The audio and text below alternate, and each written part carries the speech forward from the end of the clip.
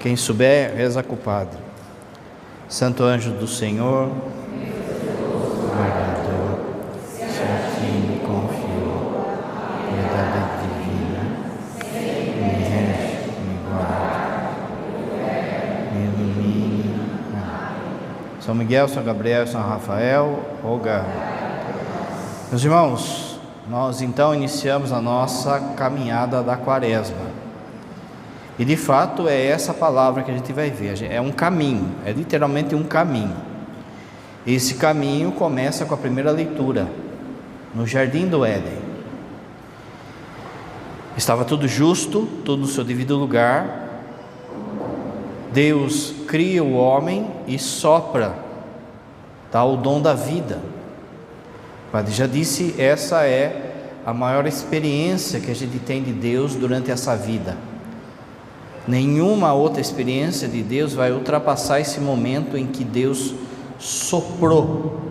A gente saiu do sopro dele e a gente começou a viver, começou a existir. No fundo, toda a nossa vida vai ser um querer repetir isso de novo. Você já viu o Padre falando, né? Que no nosso coração tem esse desejo de felicidade. Por que é que tem o desejo de felicidade? Porque um dia a gente já experimentou. Ninguém pode falar assim, a comida que eu mais gosto é churrasco, mas eu nunca comi. Se você quer ser feliz é porque um dia você já experimentou. Quando é que você experimentou? Nesse instante em que você começou a viver, em que você saiu do hálito de Deus. Essa maior experiência de Deus aqui na terra. Vem o pecado original, o pecado de Adão, e aí dá uma pancada em você, em mim e em você, e aí você tem o desejo de ser feliz, mas está meio tonto, está grogue, e aí começa a buscar a felicidade nas coisas.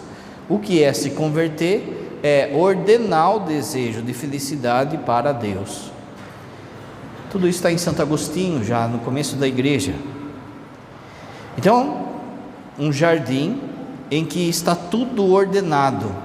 Você vê a segunda leitura dizendo assim que o pecado entrou no mundo. É como se Adão e Eva tivessem aberto uma janela.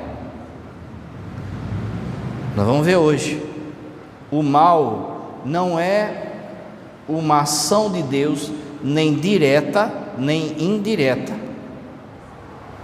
O mal, ele nasce antes de tudo do coração de um anjo, do coração de Lúcifer, e a partir disso há uma propagação do mal que por permissão humana entrou, como foi dito na segunda leitura, abriu uma porta, entrou o mal no mundo, e aí São Paulo também ensina, o texto ensina que entrou o sofrimento e entrou a morte. Não era projeto de Deus a morte como a gente conhece agora.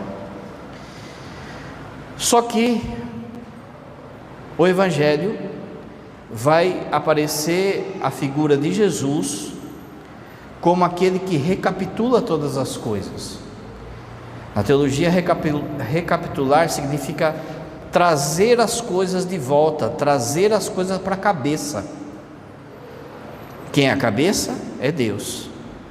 Então, era um jardim, entrou um pecado, o pecado afetou o ser humano, afetou a natureza, e aquilo que estava ordenado, simbolicamente no texto bíblico, aparece como um deserto.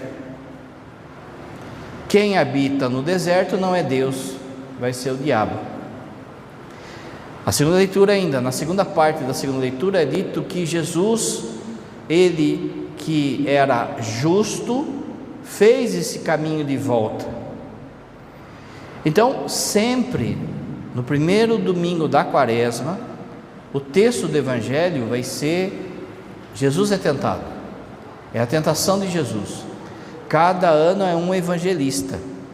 Quando o evangelista Marcos, é só um versículo que fala, e Jesus foi para o deserto ser tentado. Aí em Mateus e em Lucas é que tem esse diálogo, como teve de hoje. Mas independente do ano, o primeiro domingo da Quaresma vai ser sempre a tentação. Por quê? Porque é o estado em que a gente se encontra. a gente se encontra num deserto. É preciso fazer o caminho de volta para o jardim. Como o padre disse, é uma caminhada. Primeira leitura, o jardim. O deserto é a nossa vida, é aquilo que a gente vive, e a gente caminha para um outro jardim que vai ser melhor do que esse primeiro. Quando a gente terminar a Semana Santa, no domingo de Páscoa, vai ser lido o Evangelho da ressurreição de Jesus. E aonde que ele ressuscita? No jardim. Maria Madalena, quando encontra Jesus, confunde Jesus com um jardineiro. Adão era o jardineiro do primeiro paraíso. Aí vem Jesus, transforma o deserto num novo jardim. Ele é o novo jardineiro. Esse caminho de Quaresma, no fundo, para nós hoje embica com Jesus, segue Jesus, para que a gente saia do deserto e chegue nesse jardim. Só que, como o padre falou, e como você viu no texto, o deserto é o lugar do embate com esse ser que se perdeu e que não quer que a gente chegue lá. A dinâmica do diabo é assim: no coração do diabo só tem ódio. Portanto, quanto mais gente entra no inferno, pior é para ele, porque quanto mais gente entra, mais ele é culpado de quem está indo para lá. Só que ele tem tanto ódio de Deus e de nós, que é tipo como ele falasse assim: que se dane, nem que eu me ferre. Então ele tomou a decisão de odiar a Deus, atazanando a gente. Ele tomou a decisão, ele percebeu que com Deus ele não pode nada. Então eu vou fazer a bagunça com os filhinhos dele. Quando Deus, como o padre falou, quando você pega o Catecismo, Santo Agostinho, Deus não é autor nem direto nem indireto do mal. Deus não queria o mal. O mal nasce justamente do coração de Lúcifer, que cai por orgulho e inveja. A treta, no fundo, outro dia o padre fala, senão, né? Mas no fundo a confusão é o seguinte: ele não aceitou que a segunda pessoa da Trindade se fizesse homem. Por natureza, um anjo é muito maior do que nós. Os minerais, depois sobe na escadinha da criação, vem os vegetais, depois vem os animais, depois vem o ser humano e depois vem os anjos. Veja, essa é a dinâmica em relação à natureza. É lógico que um cachorro vale mais que uma pedra. Ele tem mais elementos de Deus do que uma pedra. É lógico que enquanto natural, ser natural, o anjo reflete mais a Deus do que nós. A inteligência de um anjo, São Tomás vai dizer, um único anjo, e o mais simples dos anjos, ele tem uma inteligência melhor do que todos nós juntos somados, de todos os tempos. Então, pela natureza, os anjos são maiores do que nós. Deus não criou também os anjos em igualdade, entre aspas, há anjinhos e anjões. É lógico, quando o padre fala anjinho aqui, você precisa entender que é muito maior do que nós. De forma que quando Deus cria os anjos, Ele criou uma multidão e criou um que era maior que todos. Esse anjo é Lúcifer. Quando Deus cria Lúcifer, o capacita de beleza e inteligência, que daí, se somar a inteligência de todos os anjos juntos, não dava a inteligência de Lúcifer. Ele era o cara. Por que ele era o cara? Por causa da missão que Deus deu para ele. Também o padre não vai falar aqui, porque senão, mas por exemplo, anjo, ele não tem nome próprio como a gente conhece, ele tem o que ele faz. Então quando a gente dá um nome a um anjo, no fundo a gente está falando do que ele faz, do que ele reflete de Deus. Cada anjo é como se fosse um espelho que reflete algo de Deus. Então, para você entender, Rafael significa Deus cura. Se você pudesse ver o anjo Rafael como ele é, você ia ver toda a cura que vem de Deus. Você ia olhar para ele e ia ver toda a cura que vem de Deus. Ele espelha aquilo. A missão dele é trazer a cura de Deus. E aí ele tem um monte de anjo que é subordinado dele.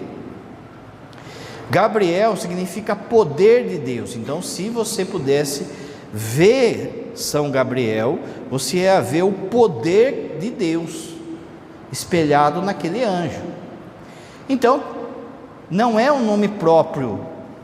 Quando a Bíblia fala desses três nomes, Miguel, Gabriel e Rafael, não é um nome próprio como José, Maria, Felipe, Reginaldo, sei lá. Não é um nome próprio, é uma essência, é aquilo que ele faz. Então pensa assim: quantas perfeições Deus tem: bondade, paciência, mansidão, inteligência. Cada uma dessas tem um anjo que reflete essa perfeição de Deus. Então São Tomás vai falar assim, que se o mundo angélico é superior ao mundo natural, pedra, vegetais, animais e os homens, se o mundo espiritual dos anjos é maior, então significa que é muito mais anjo do que gente. Há muito mais anjos, São Tomás, do que estrelas no céu. São Tomás vai falar assim: por que Deus criou esse universo enorme? Para a gente olhar e pensar, não é nada ainda perto do número dos anjos. Dentre esses anjos, então, Deus colocou um para comandá-los, e o capacitou, e o deu toda a sabedoria dos anjos. Esse anjo era Lúcifer. Como o padre falou, cada anjo não tem um nome próprio, mas aquilo que ele faz. E o que significa a palavra Lúcifer? Portador da luz. Vamos entender. Os outros anjos, eles refletem atribuições divinas, a bondade, a inteligência de Deus, a mansidão de Deus.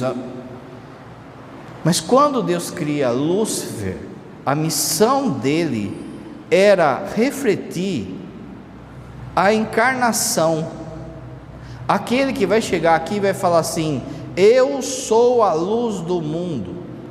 Então repara que enquanto os outros anjos refletem uma perfeição divina, Lúcifer ia ser um espelho da segunda pessoa da Trindade, luz do mundo.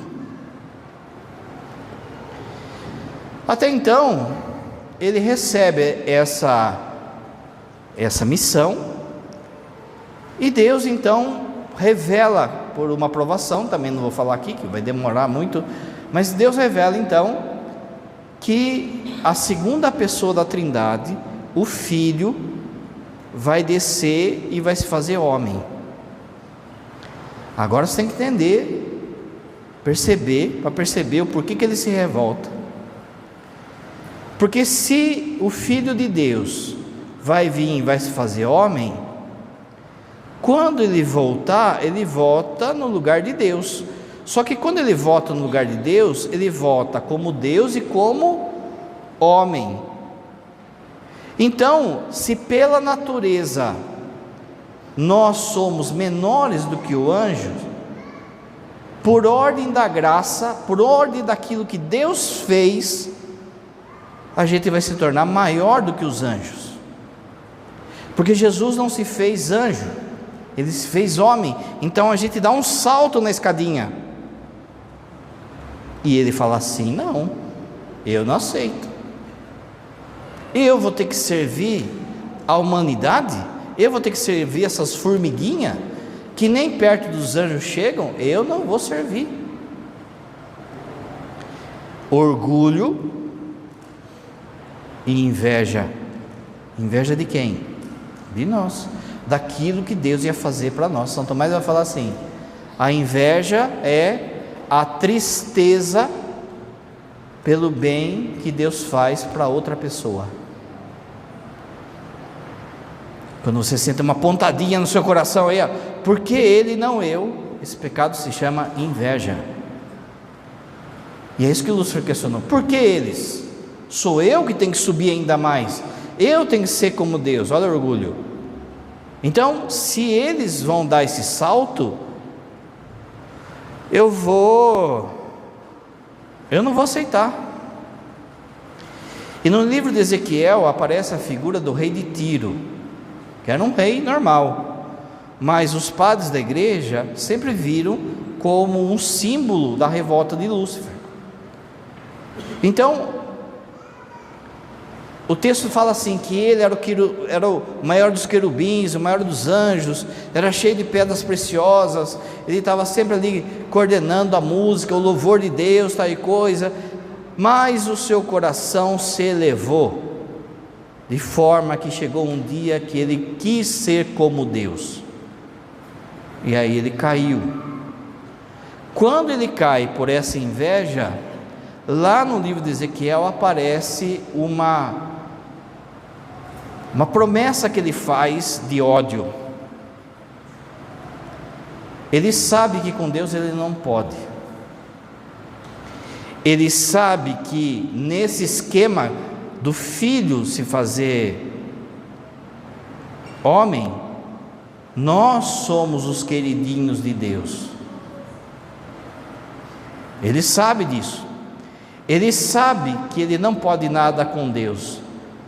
Então ali, na boca do rei de Ciro, Lúcifer diz assim: eu não servirei, assim eu não vou servir, e você vai ver o que eu vou fazer com eles. Percebe? A primeira leitura, você é criado à imagem e semelhança de Deus. Lúcifer faz uma promessa de desfigurar você da imagem de Deus. Você vai ver o que eu vou fazer com eles. Percebe? Ele não pode nada com Deus, então promete uma guerra contra nós. O Filho de Deus, no projeto inicial de Deus, o Padre falou, não é ter morte, não é ter pecado, não é ter dor. O Filho de Deus, Jesus, ele ia ser enviado, o Filho de Deus, segunda pessoa da Trindade, ele ia ser enviado para viver aqui conosco, ia ser tudo de boa. Se Lúcifer, por exemplo, aceita e o pecado não entra do mundo, ele ia vir e a gente ia ficar, não tem uma hora que você fala assim, por que Jesus não veio aqui e mora conosco? Esse era o projeto. Mas aí entrou Lúcifer, aí entrou o pecado de Adão, e aí veio os nossos pecados. Daqui então, disso que o padre falou, você percebe o seguinte: o pecado nasce do coração de um anjo, que depois vai passar para os homens. Quando então o padre disse que era o projeto que o Filho viesse aqui e morasse em bonança, em paz aqui conosco, em harmonia, Deus já tinha dado essa missão a Lúcifer. Qual era a missão? De ser o príncipe desse mundo e preparar o mundo para a chegada do Filho de Deus. Daí que você vai entender, quando Jesus mesmo chama o diabo de príncipe desse mundo, foi dado essa missão para ele, que ele perverteu.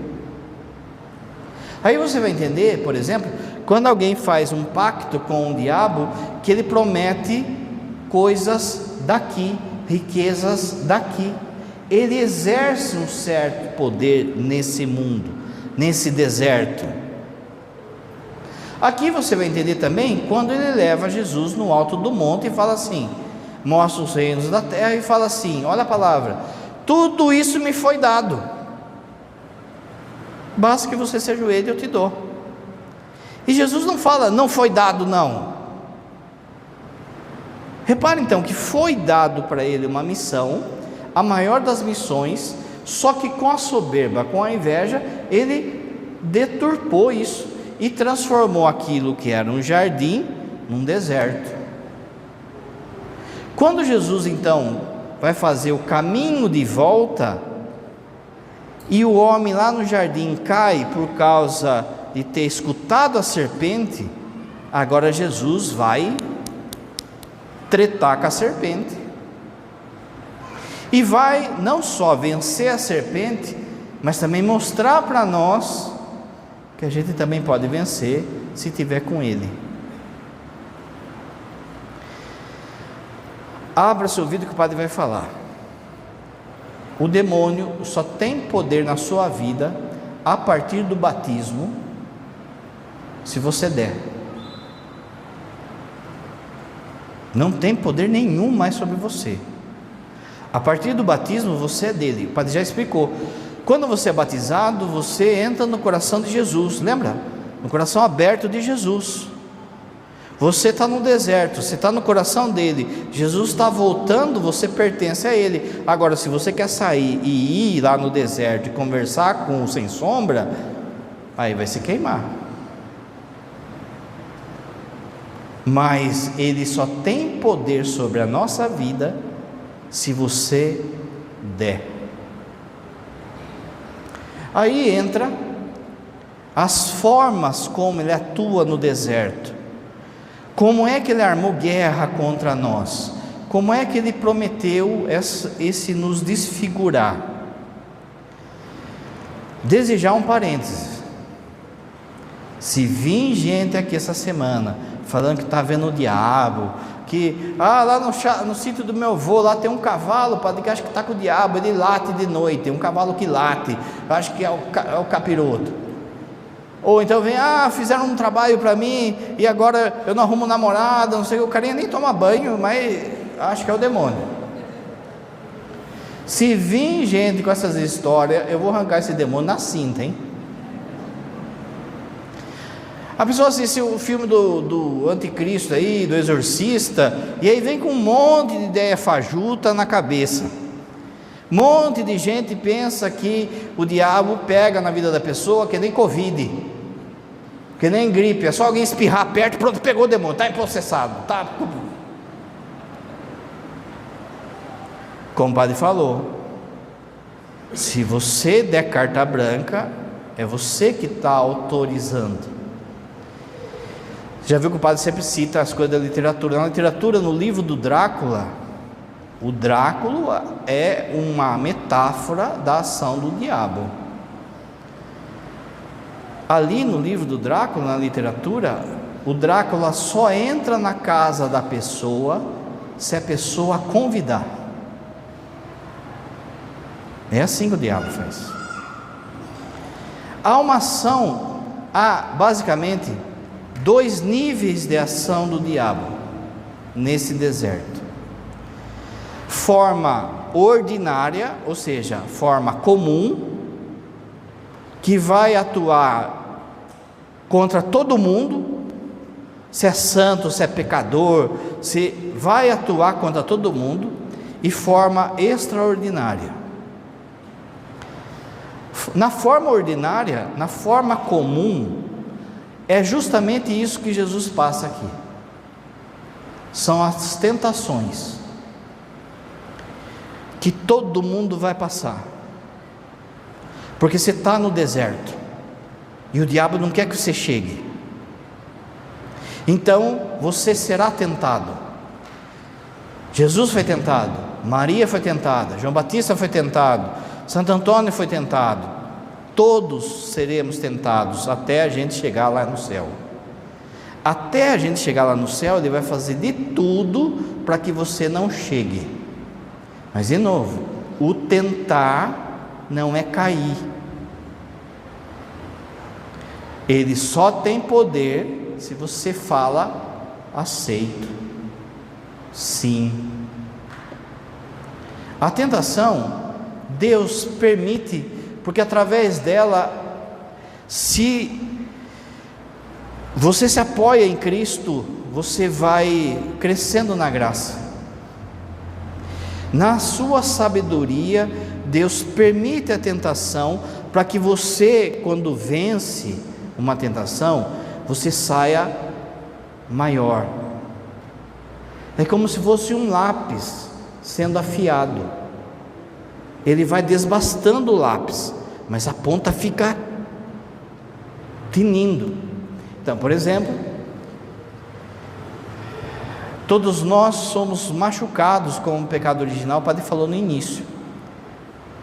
E cada um foi machucado numa coisa, naquilo que a gente chama de pecados capitais, os 7 pecados capitais. Então, tem algumas pessoas que têm a tendência de ser orgulhosa, quase que de fábrica. Tem outras que têm a tendência de ser guloso, outro de ter luxúria, de buscar o sexo desenfreado, outro de ser avarento, todo mundo aqui está doente. E há um desses pecados capitais que puxa a carroça de todos, que manda em todo mundo, e em cada coração é diferente um do outro. Então, por exemplo, na minha vida pode ser a gula, pode ser a preguiça, pode ser o orgulho. Na sua, talvez você não dê bola para o orgulho, mas o que pega para você é a questão financeira. Só que, como o pecado é também um organismo, quando você cede ao pecado, os outros crescem junto. Então é como se fossem os dedos da mão. Tem um pecado aí que você vai ter que lutar a vida inteira contra ele, que é o seu pecado raiz, é uma doença na sua alma. Você vai ter que lutar a vida inteira contra isso. Toda vez que você diz sim a esse pecado, os outros 6 crescem junto. Beleza? Havia um santo que chamava São Francisco de Sales. Qual era o pecado raiz dele? A ira. O cara era rasgão, o cara era sangue nos olhos. E por muitas vezes ele era sangue nos olhos até pelas coisas de Deus. Uma vez ele tretou com um seminarista e enfiou a mão na cara do seminarista.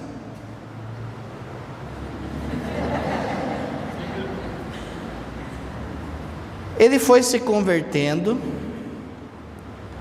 e quando ele se torna padre e depois bispo, todo mundo queria confessar com ele, porque encontrava nele um homem doce, um homem afável. Morreu o santo, enterraram o santo, foram tirar as coisas do escritório desse santo. A hora que foram tirar a mesa que ele atendia, embaixo da mesa, assim ó, estava tudo marcado de unha. Quando a pessoa contava o pecado, a vontade dele era apertava e falava doce. Percebe? Agora ele é o santo da paciência. Está faltando paciência aí? Reza para São Francisco de Sales. O que era o pecado, a tentação, pela graça de Deus se transformou em virtude. São Francisco era o cara da bagunça. virou virtude, virou o cara da pobreza. Então Deus permite e te dá a força necessária para que você fale não. Santo Inácio de Loyola vai dizer então assim: cada tentação que a gente tem, ou a gente sai mais santo, porque falamos não, ou a gente sai um idólatra, porque adoramos a nós mesmos. Como é que ele faz com a tentação? Igual fez com Eva, uma aproximação. No nosso coração, gente, tem 3 vozes. Deus fala conosco aí no nosso coração, mas Ele fala de modo sutil. Você tem que estar em oração, você tem que estar em graça, para ir pegando a vontade de Deus aí. Você fala com você mesmo, há uma voz interior sua, que às vezes as pessoas até externam, né? O que é aquela pessoa que fala alto, que fala? Ela está externando aquilo que ela está conversando aqui dentro. E o outro também fala aí. Só que se o outro falar como ele é, ninguém segue ele. Olha, peque, que depois você vai no inferno. Ele não vai falar assim. Então como que ele vai falar no nosso coração? Ele vai imitar a voz de Deus. E é isso, você não reza, você começa a colocar a palavra na boca de Deus que Ele não falou, ou começa a imitar a sua própria voz interior. Tem muitas coisas aí na sua cabeça, na minha e na sua, que não são pensamentos seus, que Ele joga como se fosse uma isca. Se você morder a isca, daí começa o pecado. Vou dar um exemplo assim, mais, que padre, eu estava na missa lá, de repente vem um pensamento louco. Esse primeiro não é você, é ele jogando para você morder a isca, e aí começar a pensar bobagem, pensar, sei lá, ai que demora, ai que isso, aquilo outro. Quando eu começo a conversar com o primeiro sofrinho, aí já é pecado. A tentação então, ela vem de modo sutil, e é pecado quando você vai e afirma aquilo, seja no seu coração, seja fazendo. Faz de conta que você está aqui na rua, que cada carro que passasse, é como se fosse uma tentação do diabo. Mas você está ali, e o carro passa, você nem dá moral. O carro passa e nem dá moral. Não foi pecado, é tentação, é jogada dele. Agora, se o carro passa e eu fixo o olhar e acompanho, aí eu caí. O que o demônio quer na sua cabeça? Conversar. O demônio é um conversador. Ele chega para Eva e fala assim, chega para Jesus, conversa: é o Filho de Deus? Você é o Filho de Deus? Repara como o padre disse, você tem que rezar, porque senão ele imita a voz de Deus no seu coração. Você viu que ele usou da Bíblia para tentar Jesus, texto fora de lugar, texto fora de contexto dá pretexto. Ele usa da Bíblia. Se você não está em oração, não está na graça, você pode usar até das Escrituras para justificar o seu pecado. Outro dia eu vi uma mulher falando aí, no Antigo Testamento os homens tinham 2, 3, 4 mulheres, por que agora não pode ter trissal?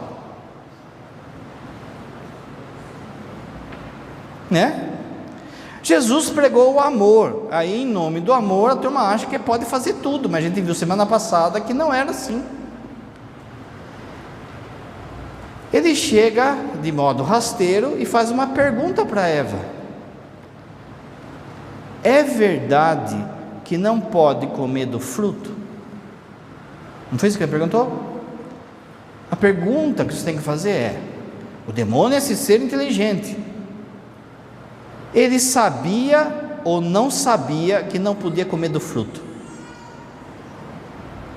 Ele sabia, é ou não é? Então por que ele pergunta? Conversou, vai cair, porque ele é mais inteligente que a gente. E o texto mostra que realmente ele é uma cobra. Entende? Enrola e dá o bote. Assim, a primeira coisa que você tem que perceber é: eu não posso dialogar com o diabo. Há coisas que a gente faz que vai deixando essa voz cada vez mais forte. Então, por exemplo, uma pessoa, ela já é machucada na sua sexualidade, independente do lado que ela queira, ela quer prazer, independente do lado.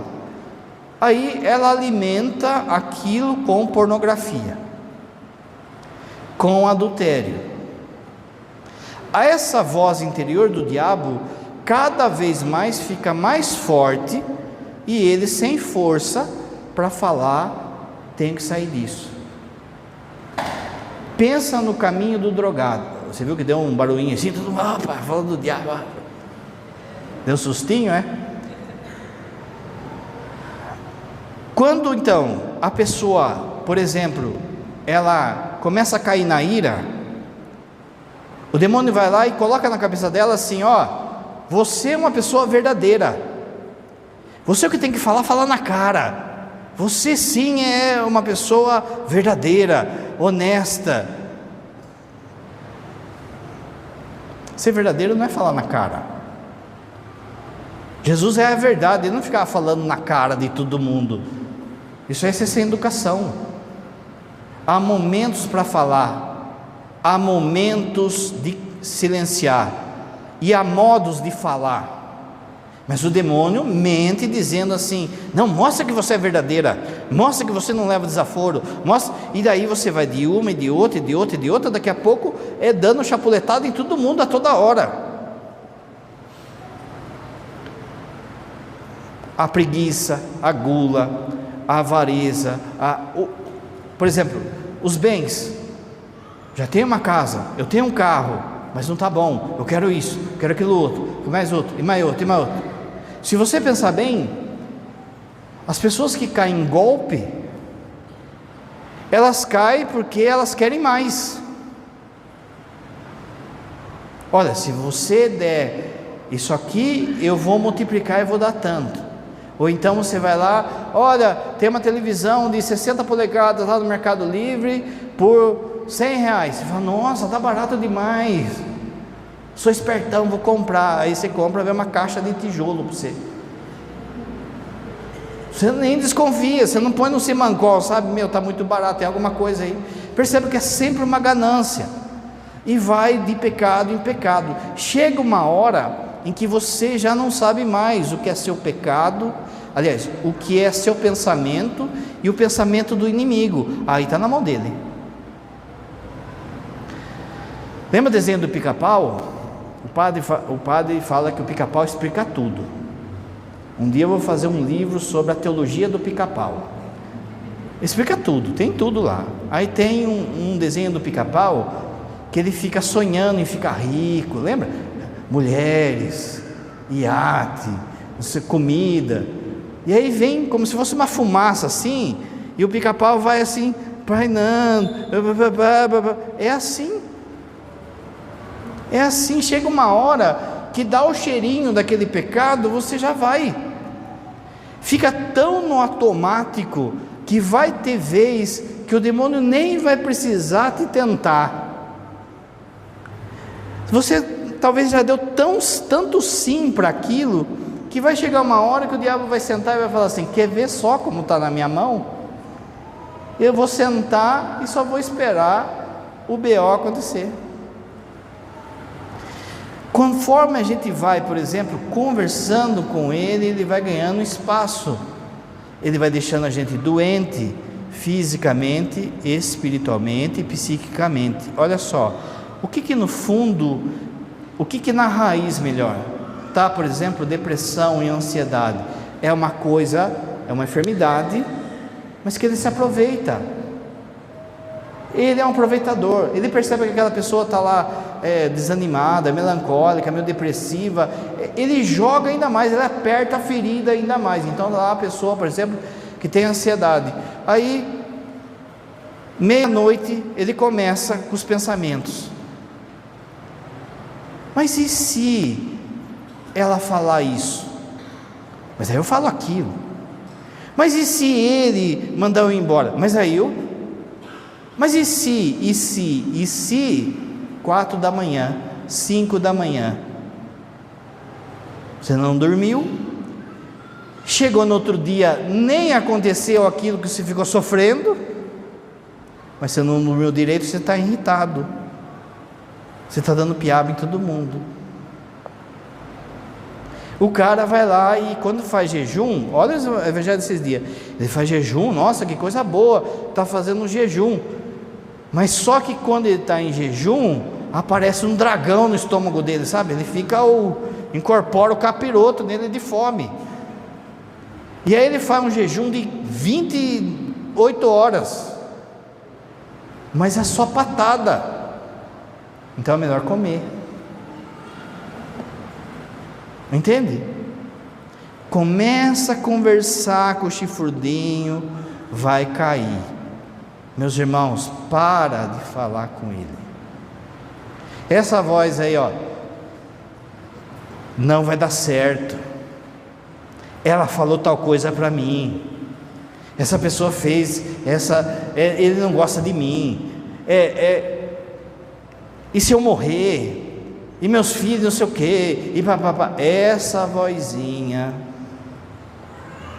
Olha, e na missa hoje não, você já trabalhou bastante, está cansado, hoje não precisa, não sei o que. Aí você se justifica e fala, é mesmo, estou desabonado de ir. É assim que ele vai convencendo. Olha, essa morena aí está dando bola para você, hein? Você vai deixar passar? Não, mas eu sou casado. Está conversando, mas eu sou casado, mas sua mulher não dá bola para você. Quanto tempo faz que você não tem nada com ela? Você chega lá, ela fica cobrando você, xingando você e tal e coisa, tal e coisa. Olha essa aí, abraça, faz cachecolzinho assim no cabelo. Olha esse cara aí da internet, te elogia, vem com aqueles papos furados. Mulheres, prestem atenção com elogio, viu? Fica esperta com elogios. Se eu tivesse uma mulher dessa, eu nunca queria fazer isso. E começa aquele papo aranha. Vai cair. Por muitas vezes, talvez não chegue a fazer, mas já tomou a decisão no coração, aí já é pecado. Essa é a nossa grande luta. Como é que a gente vence isso aí? Vida da graça, está sempre na graça, o padre falou semana passada da confissão, oração, jejum e caridade, as coisas da quaresma.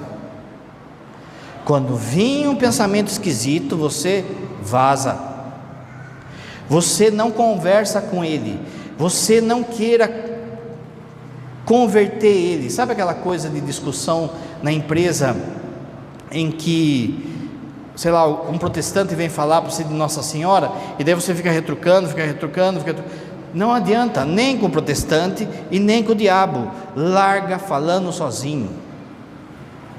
Se ele falar de cor, você tem que pensar em qual foi o evangelho de ontem. Se ele falar de carro, você pensa, quanto foi o jogo ontem? Se você ficar no ringue, dialogando com ele, você vai perder.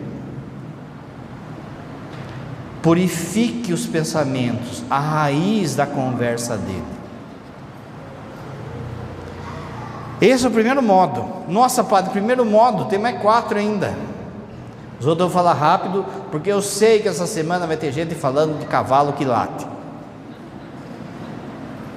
Esse modo de ser tentado, todo mundo passa. Agora tem uma forma da ação do diabo que é extraordinária, que Deus não queria, que não estava no projeto dele permitir. Não é que o outro ele queria, mas não. Por que acontece as outras 4 formas? Abra seu ouvido que o padre vai falar. Porque a pessoa foi mexer aonde não devia, e aí abriu janela, porta, telhado, escancarou a ação do inimigo. Existem certas atitudes que a gente faz que dá link para o diabo agir na nossa vida de outras formas. O diabo só tem poder sobre a minha vida se eu o der, mas muitos de nós já demos, sem mesmo saber. Padre, mas eu não sabia. Não importa se você sabia ou não, o demônio é assim. Se você vai tomar um copo de Coca-Cola com veneno, e você não sabe que tem veneno, se você tomar, você morre. Ele é sujo. Então o que ele faz? Ele vai colocando certas práticas que vão abrindo outros tipos de ação do diabo que não era para ter. Por isso que no Antigo Testamento, no Novo Testamento, Deus fala assim: não chega nem perto disso, não chegue perto disso, que depois para arrumar a casa, pensa que você é um carro. Os pecados que você faz é como se fosse sujar a lata do carro. Você vai e confessa, o sangue de Cristo, lembra? Lava você, lava jato, lavou você, pronto, tá beleza. Agora tem coisas que não só suja a lata do carro, mas abre a porta do carro. E aí o inimigo pega o volantão. Fiquei preocupado agora, que bom, viu? Quais são as práticas que Deus falou, não chega perto disso? Invocação de mortos. Quem tem ouvidos, ouça. Superstições, adivinhação de futuro, aquelas coisas tipo brincadeira do copo, conversando com não sei com quem lá de lá, práticas sexuais contra a natureza, práticas sexuais. Você está vendo o escândalo aí desse cara aí dos Estados Unidos aí, que cada coisa que eu não vou nem falar aqui o que ele fazia, porque tem criança na missa. Pensa o peso espiritual disso tudo. Blasfêmia, sacrilégio. Blasfêmia é quando você começa a xingar Deus. Sacrilégio é quando você faz algo contra as coisas sagradas.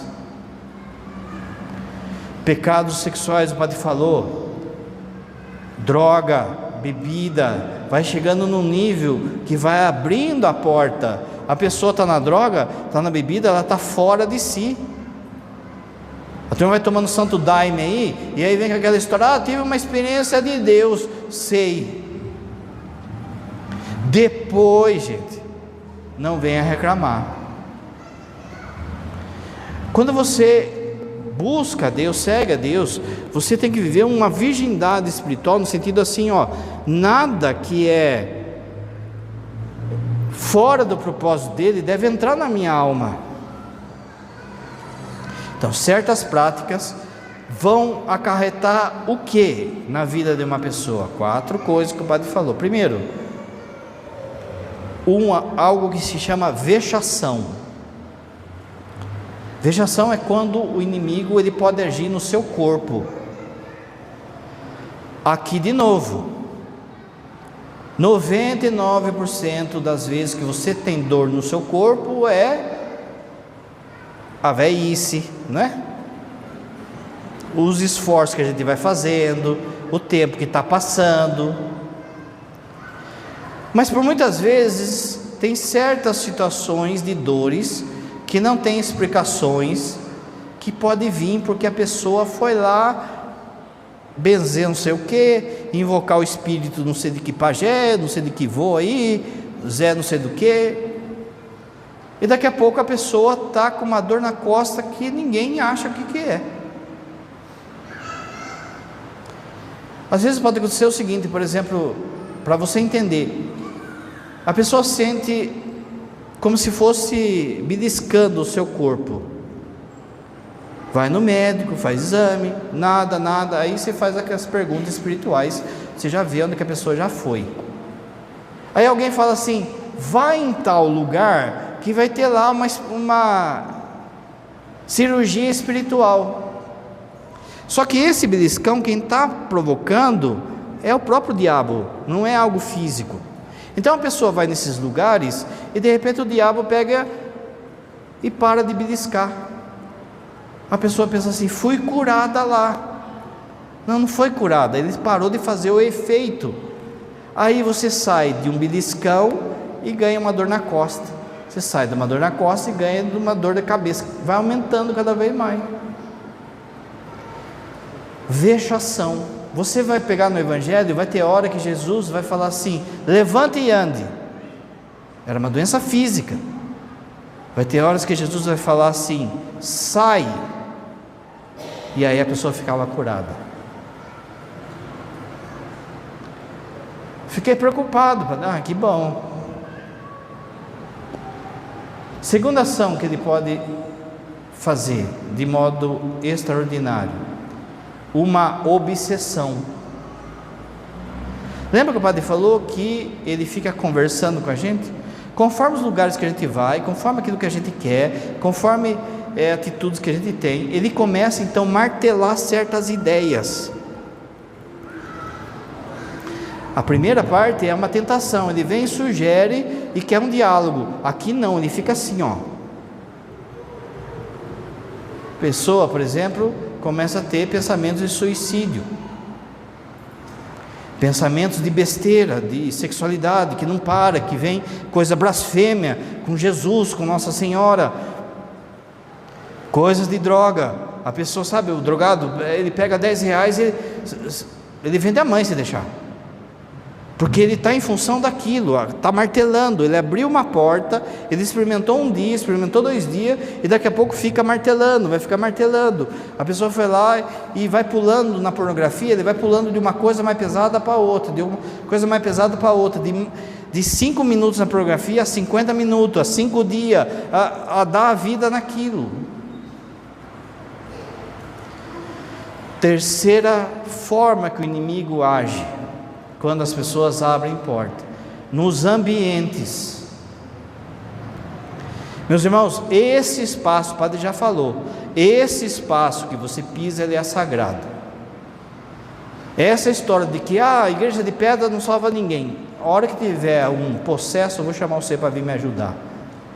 Você vai ver como é que ele entra nessa igreja. Esse espaço é consagrado a Deus. Esse espaço é sagrado, porque aqui tem os sacramentos do Nosso Senhor, Eucaristia, batismo, casamento, é aqui. Por isso que o padre sempre fala, o cuidado da igreja é o cuidado do corpo de Cristo. Você não casa numa mangueira, embaixo de uma mangueira, você casa na casa dele, você recebe o batismo na casa dele, e assim por diante. Mas se existem então lugares que são consagrados a Deus, o diabo é louco para fazer macaquice das coisas, para fazer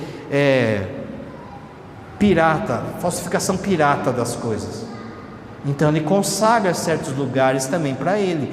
Então, por exemplo, lugares de pecado, lugares onde é comum muito pecado. Então, uma biqueira é um lugar de pecado. Ali há uma infestação. Ali, qualquer um de nós, se a gente começar a ir, é perigoso um dia a gente pegar, vou experimentar esse negócio de droga aí. Por mais forte que qualquer um aqui seja, porque é uma ação do inimigo ali. Motel. Padre, mas eu fui com o motel com a minha esposa. Meu irmão, é um lugar infestado. A turma vai no motel, vai para rezar?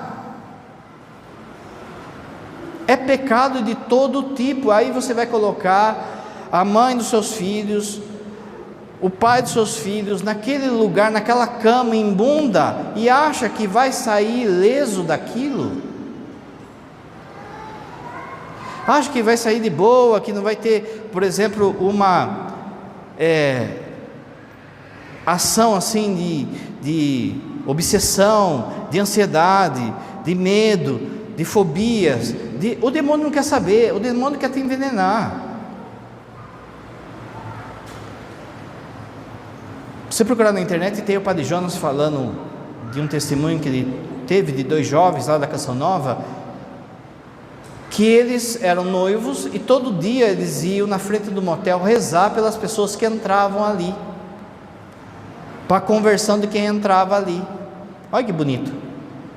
Um dia, 2 dias, 3º dia, entraram. Por quê? Porque há um peso espiritual em certos lugares. Quando você vai comprar um carro, uma casa, você tem que saber de quem foi aquele carro, qual o histórico mais ou menos daquele carro, daquela casa. Olha, aqui matou uma pessoa, esse carro era usado aí para matar gente, para roubo, para entregar droga, para carro que virou motel. O que foi feito nessa casa que você comprou, que você alugou? Antes era de um cara aí que matava bode aqui, não sei o quê. Você vai comprar essa casa? Mas não tem nada a ver. Tá bom então, não reclame depois se você começa a não dormir, cheiros estranhos, dores esquisitas, certos tipos assim de atitudes de filho, de gente que não vem na igreja, que se revolta contra a igreja. Aquilo que o padre falou, esse espaço é consagrado a Deus, por isso o máximo de respeito, por isso há um poder aqui dentro só de você entrar na igreja. Agora lá fora, conforme o ambiente também. E por último, que daí é quando a pessoa chega no nível de entrega ao diabo, que é a possessão. Aí é quando, em vez de ser num lugar, é numa pessoa. De novo, não vá na conversa de filme. Alguém espirrou perto de mim, estava com o diabo, acho que eu peguei também. A pessoa abriu a porta, a pessoa foi mexer onde não devia. Toma cuidado com aquilo que você assiste, fica assistindo coisas aí macabras na internet. Toma cuidado com essa curiosidade pelas coisas do diabo, de saber magia, de saber como ficar rico semana que vem. Vai abrindo porta, vai abrindo porta. Padre, eu percebo que eu já fui em alguns lugares esquisitos. Eu percebo que eu sinto umas dores aí esquisitas. Eu percebo que eu, às vezes, sem saber, minha mãe levou eu em tal lugar. E agora? Você tem que fazer 2 coisas. A primeira é confessar. O maior exorcismo que existe se chama confissão. Os sacramentos, a confissão é um sacramento. Sacramento tem a ver com o sangue de Cristo. A turma acha que o máximo da coisa é o exorcismo. Não, o exorcismo é só uma bênção, é um rito de bênção. O maior exorcismo da sua vida se chama confissão. Quando você se confessa, você lava a lataria do carro e expulsa o diabo de dentro do carro, se ele estiver aí fazendo bagaceira. Agora você precisa ser esperto, porque assim, se um dia eu mexi em certas coisas, e essas coisas, elas rondam, não vai ter varinha mágica que você vai se livrar. Como o padre disse, qual é o maior remédio? Não chega perto, não toca nisso. Por quê? Porque mesmo que nós confessamos, expulsa o demônio do carro, ele vai dar um tempinho, ele vai pensar assim: não, mas aquele carro é meu, aquela pessoa sempre foi minha, então vou voltar lá. O que ele começa a fazer então? Forçar a maçaneta. Ele já entrou uma vez, ele já zoou uma vez, ele acha que aquilo é dele, ele vai forçar a maçaneta. Se você não estiver na graça, volta e volta pior. Lembra que Jesus fala, quando alguém vai lá, expulsa o demônio, limpa a casa, ele vai para o deserto, dá um tempinho, chama 7 outros e vem com tudo de novo. Se a casa estiver desprotegida, a ruína vai ser pior. Então o que você tem que fazer? Confessar e não sair da graça mais, não destranca o carro mais, usar de inteligência. Ele não vai entrar, mas ele vai forçar a porta. Então o que ele vai fazer? Ele vai querer desestabilizar você. É uma perseguição no serviço, é uma dor que sei lá, alguém sofre, alguém está passando, é uma injustiça, é algo para você pensar assim: quando eu não ia em Deus, parece que minha vida estava mais calma, então vou voltar para a coisa. É isso que ele quer. Repare então que quando você está fechadinho assim, está em Deus, ele começa a fazer bagunça em volta. É armadilha, seja esperto. E aí a pessoa vem: ai padre, não sei porque eu estou sofrendo. Está atingindo você? Está atingindo sua família? Não, então deixa fazer bagunça. É como se fosse uma criança mimada. Larga chorar para o canto, não dê ibope para ele. Se você der ibope, volta tudo, e pior. Casos graves, aí você tem que trazer para o padre. Mas de modo geral, o que você tem que fazer? Confissão, viver na graça, e pelo menos uma vez por ano você pega e faz uma renúncia. Vai dentro do Santíssimo, pega uma oração de renúncia. Eu renuncio a isso, pega na internet lá. Mas a partir do momento que uma vez você mexeu em um desses venenos, você não pode mais dormir, você não pode mais relaxar. Por isso que Deus fala: nem chegue perto dessas coisas, gente. Padre, mas e o caso de possessão? Olha só, a possessão não é tão vantajoso para o diabo. O processo que leva a pessoa a ficar possessa, sim, mas a possessão em si, ela é circo. Uma pessoa vem aqui, realmente está possessa, o padre pega o crucifixo, reza ali sobre ela, ela pega e gospe no crucifixo. Quem cuspiu não foi ela, foi o diabo que estava nela. Então a pessoa, naquele momento, ela mesma não pecou, porque ela não está com a sua razão em si. Agora, se o demônio consegue convencer pela tentação, para que uma pessoa com a sua inteligência às claras cuspa num crucifixo, aí ele ganhou. Para ele é muito mais vantagem a tentação, porque daí ele induz a pessoa a livremente se revoltar contra Deus. Padre, e o cavalo do meu avô? E a minha casa? E por isso que você abençoa, gente. Por que você abençoa carro, casa, imagens? Ah, vou abençoar o carro porque daí não vai bater o carro, não vão roubar. Não é isso. Quando você abençoa o carro, é para que não tenha infestação. Quando você abençoa a sua casa, você vai lá e coloca a imagem do coração de Jesus ou o crucifixo de frente para a porta de entrada. A pessoa entra na sua casa, dá de cara com Jesus, de cara com o crucificado. Na graça não pega nada. Se você estiver na graça, pode fazer trabalho, mandinga, não sei o que. Se você estiver na graça, não vai pegar nada. Agora, se não está, se o carro está destrancado,